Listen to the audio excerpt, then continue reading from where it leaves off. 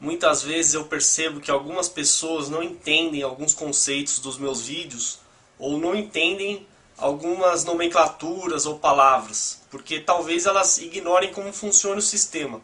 E como já me pediram para ensinar o feijão com arroz, o básico do sistema, então eu resolvi fazer esse vídeo, que é destinado a leigos. Se você tem grande conhecimento, esse vídeo será inútil. Mas se você é uma criança, um pré-adolescente, adolescente, ou se você é completamente leigo em como o sistema funciona, eu vou tentar explicar o básico que todo cidadão tem que saber. A primeira coisa, que é o fundamental, é saber que o nosso sistema é dividido em 3 poderes: legislativo, executivo e judiciário. O legislativo serve para fazer leis, criar leis ou alterar leis. O executivo serve para executar as leis, colocá-las em prática, transformá-las em realidade. E o judiciário simplesmente fiscaliza os outros poderes, né? Fiscaliza o cumprimento da lei. Apesar dos 3 poderes, em tese, serem poderes independentes, separados, é claro que todos eles conversam entre si, ou pelo menos deveriam conversar para atingir uma harmonia. E fora isso, todo cidadão tem que saber a divisão, a hierarquia dentro de cada poder. Por exemplo, no legislativo, se você pensar no âmbito da sua cidade, do seu município, você tem a Câmara Municipal com os vereadores. São eles que criam leis que vão valer para o seu município, para a sua cidade. E os vereadores também que fiscalizam o executivo municipal, ou seja, a prefeitura.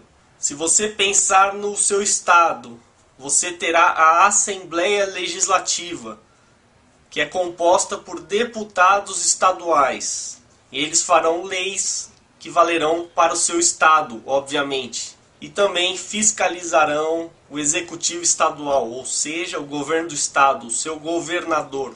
E finalmente, em nível federal, você tem a Câmara dos Deputados, Câmara Federal dos Deputados, e o Senado Federal. Esses dois nós chamamos de Congresso Nacional. E basicamente o Congresso Nacional é responsável por criar leis que valerão no país inteiro. É o Congresso Nacional que criou a maior lei do país, que é a Constituição Federal. Ela que organiza o país inteiro e dela derivam todas as outras leis. Alguém pode se perguntar por que no âmbito federal existe a Câmara dos Deputados e o Senado. Para que 2 casas? Sendo que são 513 deputados e 81 senadores. Isso é uma longa discussão. E inclusive tem gente, inclusive eu, que pensa que o Senado é algo completamente inútil. O senador, na verdade, seria uma espécie de deputado federal turbinado.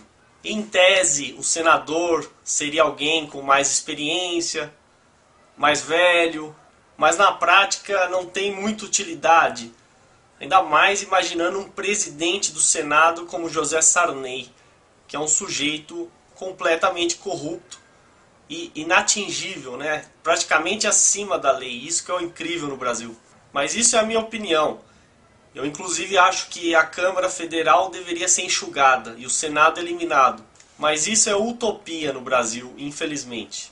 Bom, e agora falando do Executivo, também existem as mesmas 3 esferas, divisões: municipal, estadual e federal. No âmbito da sua cidade municipal, a prefeitura vai executar as leis municipais, vai cuidar do seu cotidiano, recolher o lixo, asfaltar as ruas, fiscalizar o trânsito, fazer obras, etc. E ela lhe cobra o famigerado IPTU para isso, que geralmente nós pagamos e não temos o retorno devido.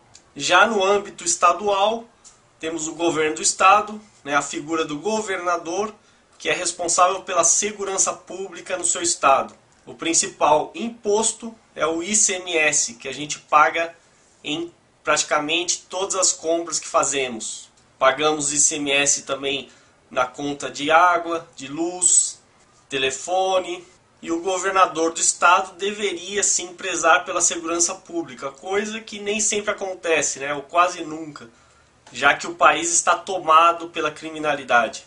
E na esfera federal, todo mundo sabe, temos o presidente da República.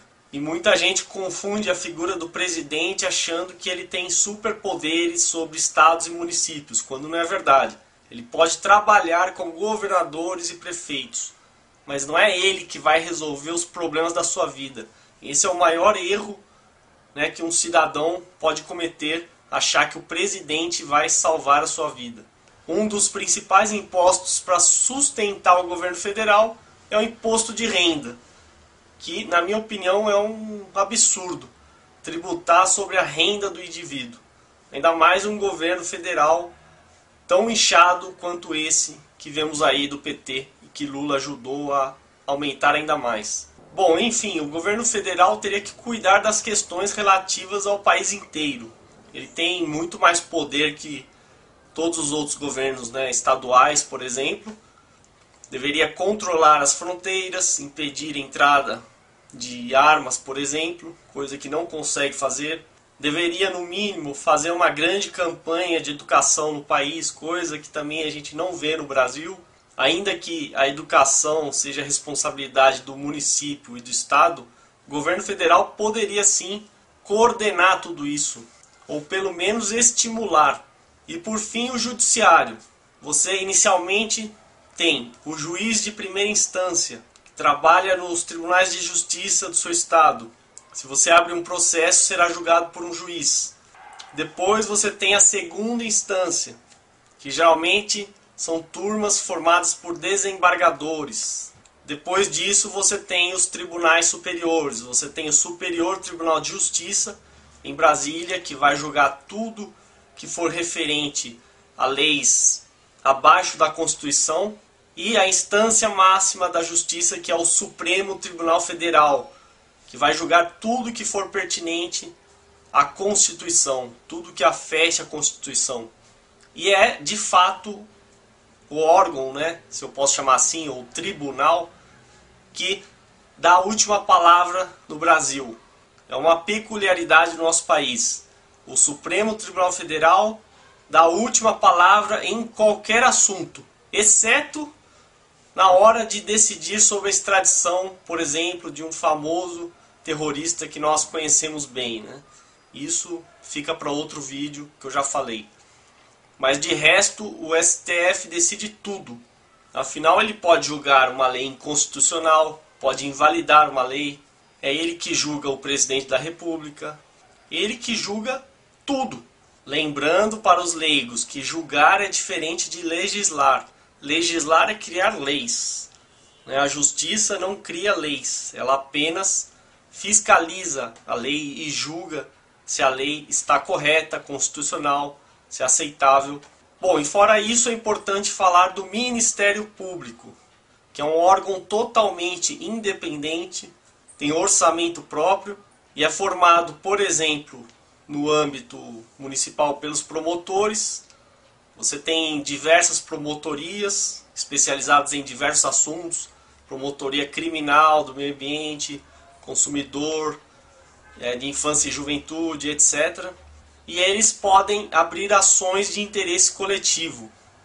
Não confundir com advogados. Se você tem um problema pessoal, você contrata um advogado, resolve seu problema. O promotor vai agir quando uma questão atingir a coletividade, ou até para fiscalizar um determinado prefeito, etc.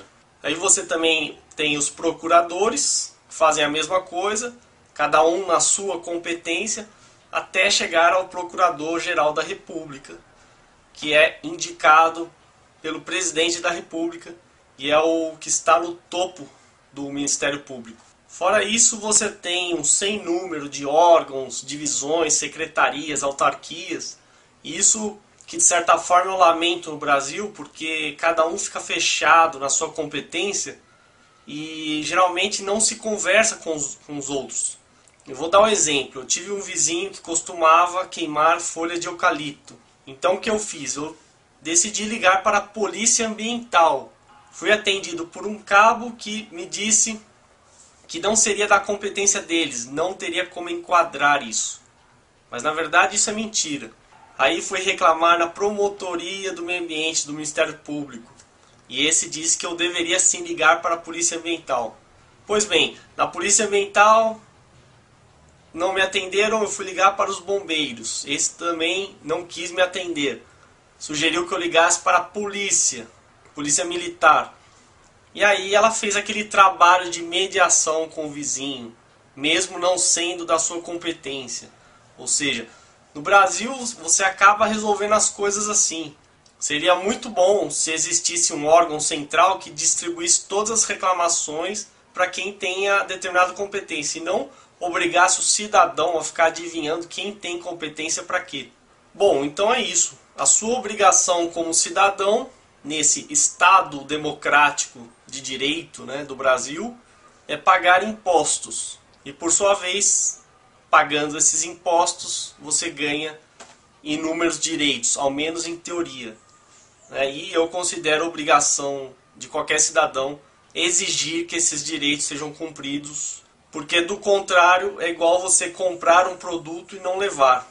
Não deu para falar de tudo em mínimos detalhes, mas eu dei um geral, bem o básico aqui. Se você tem alguma dúvida, escreva aqui nos comentários que eu respondo.